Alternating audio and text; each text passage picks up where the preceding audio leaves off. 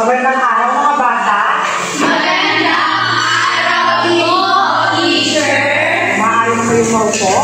Ngayon, ang ating tatalakayin ay tungkol sa ating kasaysayan. O ang mga bata, may hira ba kayo tungkol sa ating kasaysayan? Teacher. Okay, anak. Tingnan na yung problema. Sinako po tayo ng mga hapon. Tama ba mga anak? Oo. Dahil dyan, bigyan sana ng tatlong palakpak.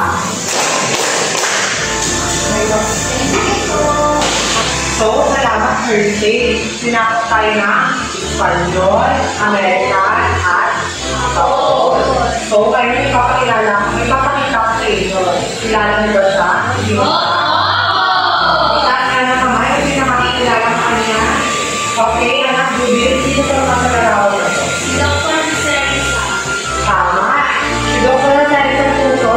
At siya ang ating pagbansa. Dahil dyan, bigyan niyo mga kayo ng tatlong palakpak.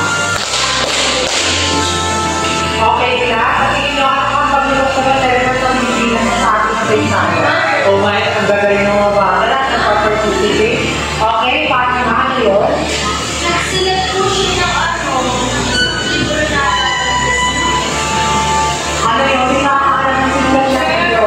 O anak ko na ano yun? Nolimi Tangil at saka, okay, Bea? Mahusay yung sinulat na yun para magkakilap ang mga Pilipino laban sa mga Espanyol. Alam niyo ba, si Dr. Moceritan, at ang iba pang mga bayan na inagtulungan para makalayo tayo sa mga pagmahanako. O, sa Pilipino ba nakakaalam mo ano pang mga naging ambag ni Dr. Moceritan sa ating bansa? Magkakatanggap ng prize! Okay, anak, Nisa, ano yun? Isa po siya sa mga naging botos para po mas kalayain yung mga Pilipino. Mahusay si Nisa, no? Dahil dyan, bigyan ng tatlong palakpak si Nisa. Naging maganda ang storya ni Dr. Moceritan, ngunit maaga siyang namatay. Teacher, Okay, anak, anong tanong mo? paano po namatay si Dr. Serisa? Namatay si Dr. Moceritan dahil hindi niya ipaglaban ang mga Pilipino laban sa Espanyol at sa mga Espanyol ang paglaban ay isang kataksilan. Nagpili si Dr. Moceritan ipaglaban at manindig sa tama kung kaya nagalit yung mga Espanyol at siya ay pinaslang upang wala nang lumaban at wala nang magsilbing boses kaya nang sinabi ni Lisa. Teacher, Okay, anak? saan po siya binari? At ito na nga, tutunan na tayo kung saan siya binalik. Sino nakakalam ng Luneta Park? Teacher, ako po. Nakapunta na ba lahat sa Luneta Park? Alam niyo ba? Si Dr. Moceritan, doon siya binalik. Pero hindi siya nabumunto doon. May ribulto siya doon.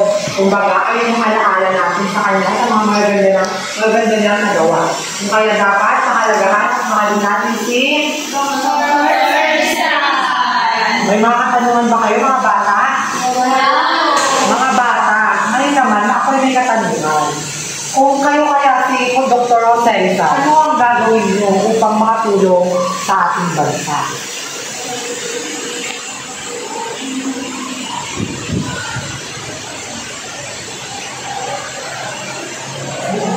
Ako po.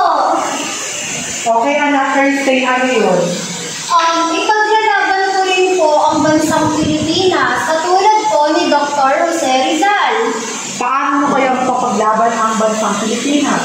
Magsisilbi po akong boses para sa bawat mamamayang Pilipino. Mahusay, sino pa? Kung kayo, sa iba kayo niya? O anak, ano yun? Ako po gagamitin ko yung social media para ipalagal ko sa Rizal Rizal. O anak, kung paano wala pa tayo social media nun? Pwede magkakaroon po tayo ng advocacy campaign. Ang lalalim ng mga anak ko naman ngayon. Okay, sa inyo, minitaan na yun? Ano po, magsisikap din po ako mag-aaral na po ni Dr. Jose Rizal para makalikha din po ng mga sining na ginawa niya. Very good. Okay, anak, ikaw naman, Fatima, ano yun? Ako naman po, katulad po ni Dr. Jose Rizal, mamumuhay din po ako ng tapat at yung pagmamahal ko sa bayan. Okay, mahusay. Kasi tayo kayo ngayon. Tayo nga kayo. At bigyan nyo ng very good job ang bawat isa.